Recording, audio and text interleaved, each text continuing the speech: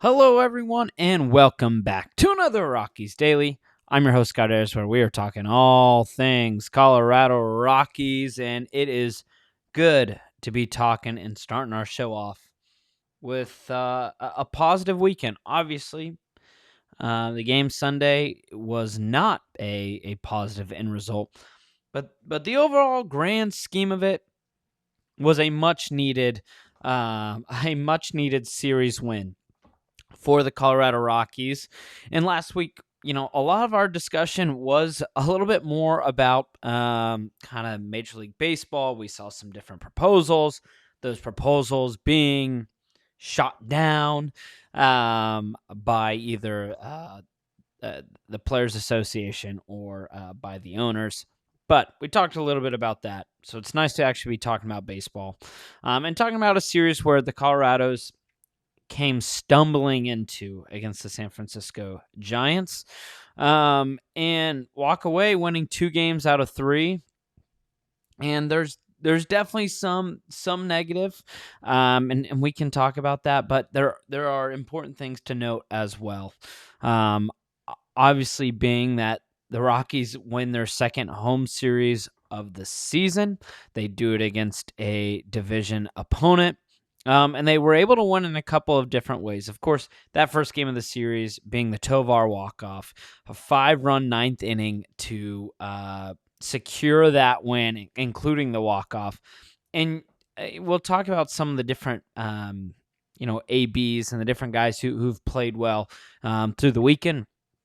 But what was really nice is that Hunter Goodman had a clutch time home run, and of course Tovar's clutch time home run. One of the big issues this year, the Rockies are getting guys in scoring position. They are getting plenty of base runners. It's just the ability to actually drive in runs. And obviously the lack of power has been a big issue with that. But the Rockies saw some much needed power over the weekend. So, yeah, they win in a walk-off in Game 1. Game 2, it looks a little bit different. They get a quality start from Ryan Feltner. Our good friend Ryan Feltner, who'd been out with an injury, he's back. He gives them 6 really, really strong innings. Doesn't give up a run.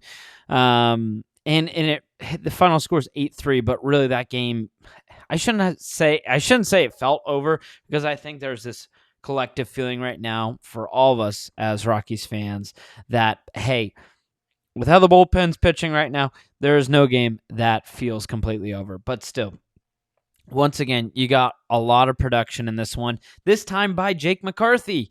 And then, of course, let's talk about today's game, where the Rockies lose 19-6. So the Rockies win 8-6, they win 8-3, and yet they are still completely outscored in the series because they give up 19 runs in this one.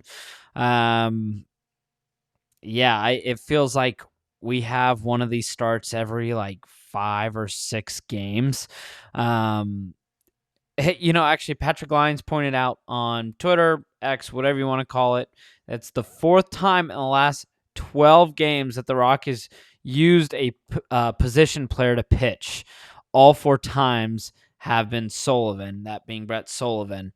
It's usually not a good sign when the position players are coming in, and Sullivan has gotten some solid bullpen work so far this year. But yeah, I think that's the one deflating thing is the Rockies take 2 out of 3, but the loss was just so bad. And we will talk about just some of the different pitching performances. Tanner Gordon didn't really have it, but look, Gordon's performance compared to the rest of the bullpen actually looks okay, which it wasn't an okay start, but that was how bad it was today. But let's talk about the positive first. Let's talk about the bats. Let's talk about these Rockies hitters that really came in big time. They score 8 runs, 6 runs. Granted, you score 6 runs in a game, you lose by 13. But this was not a series that you look at and have any sort of blame on the offense. And in fact, a lot of this you point to and say, man, the offense really carried this team. And one of the things that we noted is you got so many different contributors. You had Hunter Goodman and Tovar both in that first game, Both guys went 2 for 4. Goodman had 3 RBIs. Tovar with 4 RBIs. Jake McCarthy was solid. In that second game, it was the Jake McCarthy game. He had 4 RBIs in that one, including a bomb. Kyle Karros with a bomb. This is what this team needs. Is they're going to need multiple guys to step up and to contribute. And to see Tovar and Goodman, obviously the leaders of this team, of this lineup, to be able to produce will always be important. But it's also very significant that McCarthy, Johnson, your Rumfields, and Kyle Karros, that they can be productive as well, and be productive with power. And so to see Karros get a bomb and not have it be against the Dodgers was also nice, because he knows his dad isn't announcing the game. But yeah, productivity, once again, in a lot of places in that second game. And then game 3, you obviously get you get absolutely blasted, but still, Tyler Freeman went 3 for 4. Kyle Karros went 3 for 4. The big need, though, moving forward, will continue to be searching for that power. They're still very much so in that bottom third of home runs, and driving in runs is going to always be maybe a bit of a challenge with this team. But this shows you there are capabilities in this lineup. And it's really, really refreshing to see Tovar and Goodman both have a really strong series, because Tovar more than Goodman definitely slumped in the first month and a half of the season. And really, we've started to see some really nice uptick in production from him. And that's just really important moving forward. 2026, it isn't a year where this team is going to be pushing for a wild card spot, but you really want to make sure you have a dependable player, pillar, you name it, to build around. And Tovar is that, but you still need to continue to see it. So it's been really nice this last week or two to see more production from him. And then you flip the equation, because we talk about, hey, look, we're seeing some guys figured out. Some guys are starting to play a little bit better. Man, this pitching, PU, wow, they are bad. And it feels like the circle of trust, even with the bullpen, has gotten smaller. Jaden Hill, Senzatella, maybe Bernardino, maybe Halverson, right? Like, you're talking about 4 guys max out of the bullpen. You can read it. Zach Agnos continues the line of bad pitching, and Zach Agnos, it feels like that start he had a couple weeks ago, where he goes 5 scoreless innings, it feels like a fever dream. Like, it's hard to believe that he looks so solid, because he's just been so bad since in this game, in the game on Sunday. 1 inning pitched, 7 hits, 7 earned runs. It's just like, if you can think of that meme where you just see guys constantly going around the bases, that's what that looked like with Agnos. Just bad, and it continues a line of bad production out of the bullpen from him. In the month of May, and we'll talk about some of the other guys too, in the month of May, now that May has wrapped up, Agnos has a 9.22 ERA. And he joins some nice company. Vodnik with an 8.44 ERA. And in fact, only 2 guys in the month of May had an under 4 ERA. And that's Senzatella with a 2.7 and Jaden Hill with a 1.93. Just really, really disappointing stuff from this bullpen that we felt pretty confident about, or optimistic, I should say. And through the first really month of the year, we had every right to feel optimistic. They were tracking to be one of the best bullpens in baseball after a month of the season. But that feels like it is so gone, those days, because it just, everything feels shaky now with this bullpen. And even in the game on Sunday, right? Like Agnos gives up 7, Thompson gives up 3, Mejia gives up 3. And Brett Sullivan had to come in for Juan Mejia. I mean, that's how bad it was. And so, yeah, I mean, overall, it just has been disappointing for the bullpen to see this regression.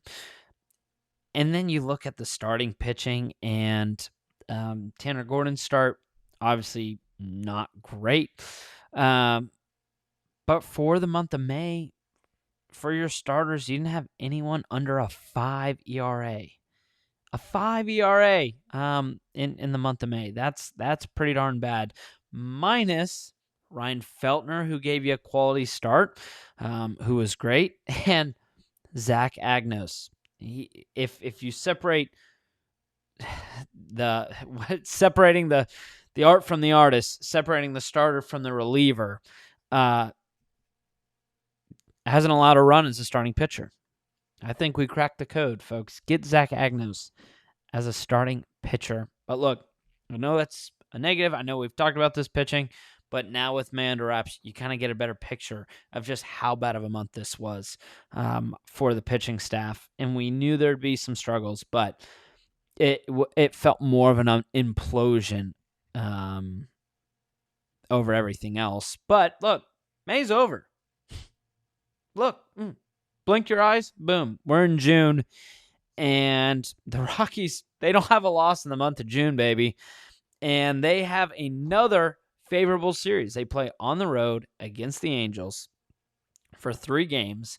It gives you another opportunity to win another series.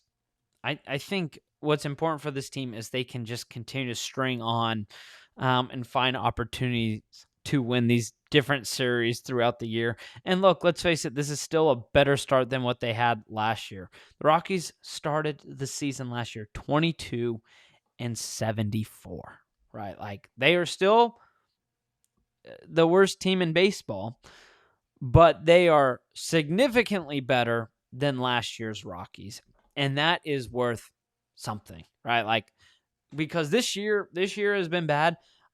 It's hard to put him to perspective how infinitely better it was than last year. That's how bad last year's team was.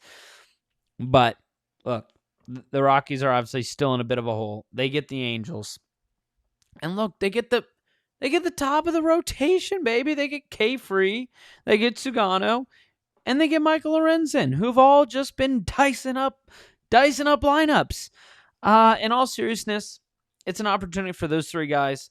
Sugano really hasn't been bad for the Rockies. He's been pretty solid. Freeland and Lorenzen, though, really important series. And you face a struggling Angels team. After that, you've got Milwaukee and Chicago for 8 total games, and then it's back on the road. So, look, Milwaukee series will probably be tough. You hope they face Jacob Mizorowski, not because it's like, man, I want to. It's just for the sake of watching one of the best pitchers in baseball against your lineup and seeing how they can fare. But man, it's a new month, and that's the perspective we need to have. And June and July will probably bring maybe some change. Maybe this is where we will see this team finally maybe make some moves at the deadline. They will obviously be sellers, but also an opportunity for them to call up some of these prospects that we're just kind of itching for, we're waiting for, as well as giving guys like Zach Veen another opportunity. That all feels like it's kind of coming right around the corner as this team continues to just figure out their identity. But with that does it for the Monday episode of Rockies Daily. I hope you enjoy the show. Make sure to hit that like button, subscribe, leave a comment. Did you like it? Did you not like it? Look, you see this background behind me? I've ordered some stuff to try to make it a little prettier, make it more refreshing. So if you gotten to this point of the video somehow, you have an idea of something that you want to see behind me, let me know. Regardless, thank you so much for watching. I hope you have a wonderful Monday, and I will see you tomorrow.